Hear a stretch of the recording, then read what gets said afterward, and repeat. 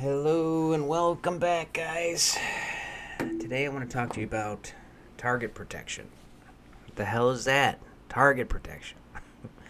um, Sounds ridiculous. That's what I thought. Um, so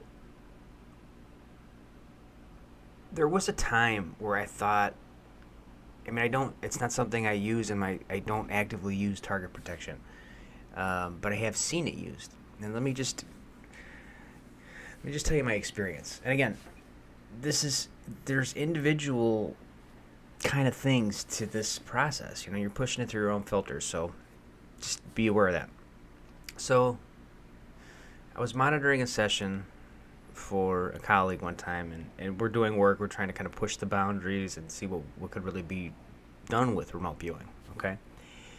Um, and one of the taskings was to written in the tasking was kind of to kind of see if something could be written in there to kind of get the viewer to do something within the session, right? So the viewer is going along just fine, and I'm watching him. He's chugging right along. Then the viewer could I'm watching him, and you can see it on his face that he's realized that there's some kind of influence involved with the tasking upon him. Okay, so right away I see them on the right. They write TP and draw a circle around it. I said, and then they keep going. Then I'm watching, and I'm like, what is that? It's target protection. I feel like something's trying to manipulate me or something. So then I see him.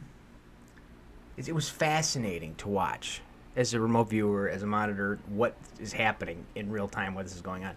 So then he starts sketching himself walking around a bubble, like he had locked himself out of the target, okay, by using this target protection. And I just thought, well, that is an interesting kind of effect. Now, I've seen other viewers use it. They kind of call upon it, where they do something just like that. Like they may write target protection, or they've made some kind of agreement with themselves when they see this image or an X or something. They know it's like a no-go zone or whatever. And you'll have these feelings, or you may have these feelings that targets are that it may be gruesome, or like murder, just very unpleasant things, or like alien type targets. You may experience some of this. Okay, so in my training, um, they don't cover psychic self-defense, and they don't talk about anything like this, okay, which is kind of ironic considering my intermediate final target was Area 51, and not me, but several people had really bad after fallout effects from that target. And these people are just kind of like just in this position of what's going on. So, which is why I don't test that target, because it's because I know there's resistance there. So again, when we talk about belief systems, how they come into play with remote viewing. So I thought this concept was ridiculous. I said, what am I writing target protection for the piece of paper? I'm going to get a paper cut. I'm sitting at my desk. What do I need? It just sounded ridiculous to me, right? I was very skeptical, and I don't use it today. But doing some of these targets, I have walked away from targets where, some of them I'll get to later on, or some of it's NDA stuff, but some targets where, like, they really could, like, there's something just like making you feel terrible there. And you recognize it. It's, as a viewer, it's, you could separate that from other stuff. Um, so when this when like this would happen, like I had a session. Here's this picture I have up there right now is a perfect example. Now, again, I never did target protection, but there was a few sessions where I was like, I literally just walked away from the session just feeling like crap. Like this session in particular, I felt like this thing launched like this negative, like this just something at me. And for like the next week, I felt like shit. So, again, this is all speculation. I have I'm just talking from experience, okay? Because I don't even believe this shit, but here it is. I'm experiencing it, right? So, still, I don't do anything, right? I just keep pressing on, right? So what would happen is I'd get these really sensitive targets, and this guy started showing up.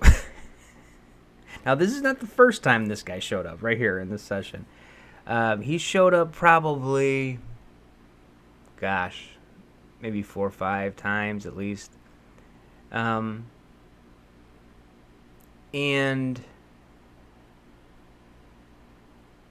now it's gotten to the point where... So again, when I look at this, when I do remote viewing and things like this happen, I look at all as a system. I don't look at it like, oh, there's like a being that's, blah, blah, blah. No. Like, I look at it like I've triggered something, and now the mechanism is working in a certain way. That's how I always kind of try and keep this in my mind.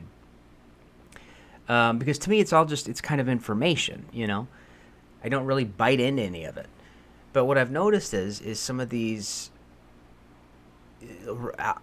now, because I've done it so many times, is I'll know I'm in a really sensitive area almost right away, because I'll sketch this guy, or this guy shows up in the session, and sometimes he'll be like, you need to get out of here, or like this one, he was pointing to me like, go the other way, this is not a place you want to be at. Now,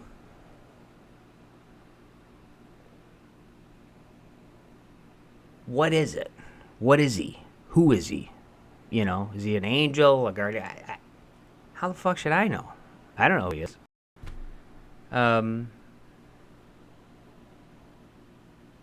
But, it could just be, it could be, again, I'm not religious, so I don't know what the deal is. But and I don't call on him, and that's what's funny to me. It's almost like I've done so many oppressive, nasty targets. It's like this guy just finally just showed up. And he's like, look. So,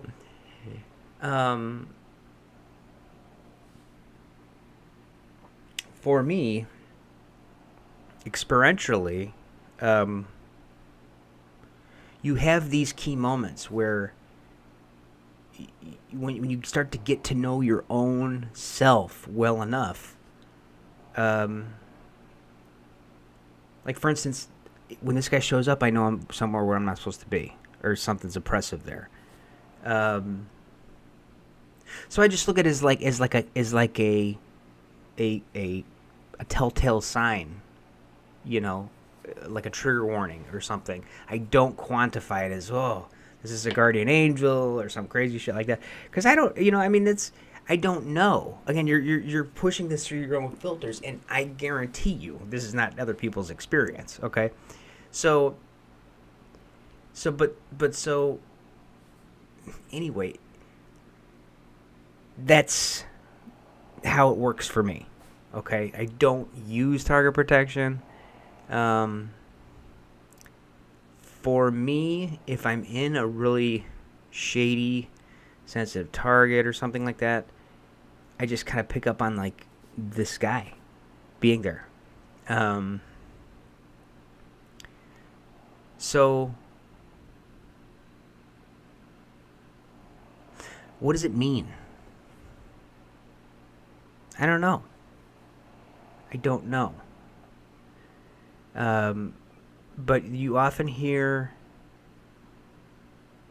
people in the community, oh, this, there's nothing bad, or it's just this, that, and the other. They don't have experience with that. Okay? They have no experience. There are some places, there are some targets out there where literally almost every person I know that have gone to that target has had a horrifying experience. And this isn't like some really speculative, esoteric. This is a place here on Earth, okay? Every single viewer that's gone there has had an extremely bad experience, and you're gonna actually see that one of these days. There's I guess I talked to somebody recently. There's a whole bunch of viewers that were on it. So, what does that mean? Do you if you do this long enough, and you're probably gonna find yourself in a situation where you feel detected, or you feel something's off. And some people may just bail out. So some teachers, I'm pretty sure, actually talk about this and teach this. Okay, and I'm not trying to scare anybody. I'm also not trying to change anybody's beliefs, because again, I don't look at this as that. I look at this as like, okay, I've triggered something in my internal mechanism where something's happening, and it acts and behaves this way. So that's my experience with target protection, and I just thought I'd share that with you. See you next time.